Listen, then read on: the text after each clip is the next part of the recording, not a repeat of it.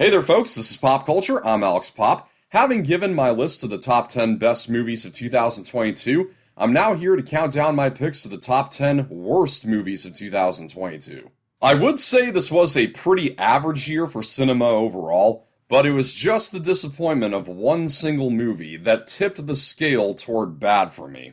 But there were other movies that made it into my top 10 best list, like The Menu and The Fabelmans, that gave me a reminder that there are more significant things going on in life, and indeed, I did have greater things to be concerned about this year. So I guess an alternate name for this list could be the top 10 least of my worries of 2022. Let us begin. Number 10. Unpopular opinion, I quite enjoyed Halloween Kills. I thought it was a pretty good scare with some really fun characters. Halloween Ends, not so much. While it may be the best conclusion for Laurie Strode in any timeline, that's not exactly a high bar set after Halloween 6 and Halloween Resurrection. There are some ideas in this movie that I don't think are the worst on paper, but they draw so much focus toward an entirely new character and away from Michael Myers, after the last movie built Michael up as having evolved into something supernatural that can't be killed with brute force. But never mind, I guess. Even the final fight between Michael and Laurie is weirdly short, and the atmosphere, unlike the 1978 original and even the previous two movies, is far less scary and more just gloomy. Tragically, though, Halloween Ends is only the second most disappointing series finale on this list. Number 9. 2022 was the year the Daily Wire got big into producing movies. Their original film Shut-In was quite decent.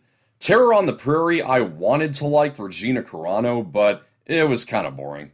One of them, though, managed to crack my list at number 9, and that is The Hyperions. Not too surprising that this was turned down for distribution by dozens of bigger studios. Carrie Elways makes a good eccentric professor, a sort of Nick Fury meets Willy Wonka character, but the rest of the actors are really jaded, and the movie never really does anything fun with its cheap production values. Had this been directed by someone like Edgar Wright, I think we could have had something, but as is, it's unfunny and pretty forgettable. Number 8. The movie on this list that got the best reviews, for some reason, The Lost City. Well, okay, I guess I can understand someone seeing it as just simple, easily digestible entertainment, but for me, it was a generic treasure hunt adventure with a really tired love-hate dynamic. Sandra Bullock and Channing Tatum are both comedically capable, but they lack chemistry here. They have some amusing moments, but more painful ones. All in all, I didn't hate the movie's guts, I just really didn't care for its guts. Number 7. But hey, we can get even more boringly generic, can't we? The 355 says yes. It's got some really good talent, Penelope Cruz, Lupita Nyong'o, but it doesn't give them anything interesting to do. There's not a single action sequence that stands out due to the shaky cam and incoherent editing, not an atom of originality, not one idea that hasn't been done in any other spy movie. Not that any of this is that surprising, when the very pitch for the movie is literally just, let's make a spy thriller starring all women, you know you're not going to be in for anything special. Number 6. You all knew this was coming. There may have been some worse movies in 2022, but none this year or any other year had me leaving the theater as dumbfounded and legitimately upset as Jurassic World Dominion. Words cannot express the soul-crushing disappointment that I endured with this movie. It has a few fun sequences, and yeah, it was great to see Alan Grant and Ellie Sattler get back together, but not even that could save this anticlimactic, plot-hole-ridden joke of a finale. After the last movie set up this incredible premise of a planet of dinosaurs, naturally the thing we give a crap about is freaking locusts, right? Seriously, why and how do you make dinosaurs so inconsequential to the so-called epic conclusion of Jurassic Park? It leaves all the issues brought forward by Fallen Kingdom unresolved, and yet at the end just pretends like it resolved them, all on top of retconning Maisie Lockwood's backstory in a way that obliterates continuity. I will die on the hill that Fallen Kingdom was the greatest Jurassic Park sequel, and how it was immediately followed up by the worst, I will never know. Colin Trevorrow, what were you thinking, man? Number 5. This was destined to be Roland Emmerich's crowning achievement in Bugnut's insanity, but Moonfall unfortunately wasn't bad enough to be good. The pitch seemed to have started with the crazy yet fairly simple premise of the moon falling out of the sky, but in order to make it possible, Emmerich had to come up with this far-fetched, convoluted mess of a mythos regarding what's been happening in the universe for eons. And discovering it is every character he's written in every one of his prior disaster movies speaking lazily written dialogue. It wasn't even nearly enough fun to be considered a guilty pleasure. It was just the kind of dumb that made my brain turn to mush. Number 4. Indeed, the young lead actress was not the problem. Thank you, Razzies, for calling yourselves out. You should make it a habit. But yeah, Firestarter takes number 4.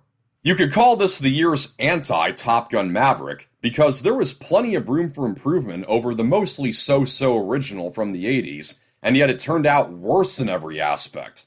It's 20 minutes shorter and somehow even more lumbering. Even the effects in the 1984 version are fascinatingly better than those 38 years later. And then it all goes out on one of the worst endings in recent years. Because, you know, who doesn't allow themselves to be carried affectionately by the dude who killed their mother just days earlier? I know I remember the ending of The Land Before Time, when Littlefoot went to grab a pina colada with the sharp tooth. Number 3. In a long line of Liam Neeson action flicks over the past 15 years, with most of the most recent ones like Honest Thief and The Marksman being really phoned in, Blacklight stands out as the worst of them all. With dull action scenes and horrendous editing that rivals Taken 3, and an absurdly preposterous plot. The idea that the FBI would instigate some conspiracy to assassinate SJWs. All you need to do to know how ridiculous that is live the year of 2022. This movie takes itself 100% seriously when everything about it screams parody. I mean, Liam Neeson's character actually gets his 6-year-old granddaughter a taser for her birthday. That's a thing that happens. I might be able to set it up over my aquarium to make my glowfish glow, but Blacklight is good for nothing else. Number 2. Sure, why not? Number 2 on my list is the 104-minute meme known as Morbius. Truly, one of the movies of all time. Yeah, you can say that. I don't think since Fant Forstick had I seen a comic book movie and felt like I got absolutely nothing from it. There's nothing to the characters, no depth to the story, it's all mind-numbing fight scenes that are just a bunch of annoyed the living crud out of me. Then it tries a Hail Mary by linking itself with the Marvel Cinematic Universe with the appearance of the Vulture at the end. But sorry, I sat through a movie that's 3/5 the length of Eternals, and somehow it was even more of a chore. Not even a team-up with Michael Keaton is going to have me in the least bit of anticipation for the sequel. Number 1. Kinda funny that both the best and the worst film of the year are after movies, and while the two may be about as eventful, the key difference is that After Sun means something. It's actually worth a darn. The same cannot be said about the number 1 worst movie of 2022, After Ever Happy. God, I'm so fed up with these movies. We're now at movie 4 in this series based off of that Harry Styles porn, and still, every little something has yet to happen.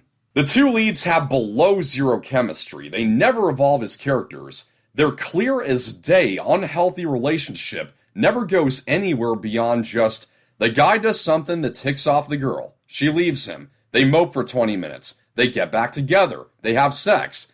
And then the guy does something else that offends the girl. She leaves him. They mope for 20 minutes. They get back together. They have sex. It's that on repeat for the entirety of every single one of these pieces of dreck.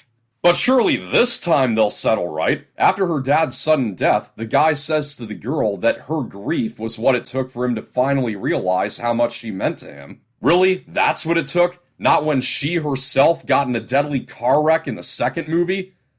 How the frick do I remember that? I've been watching these movies too long. And no, the tedious cycle doesn't stop there. It just continues, the same boring, repetitive shtick over and over and over again. It's like being trapped in Happy Death Day, and the day that you permanently kick the bucket never seems to get any closer.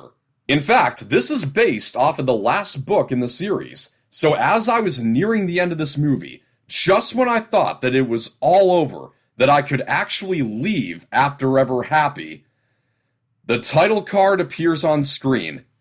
To be continued. They're splitting the last book into 2 parts.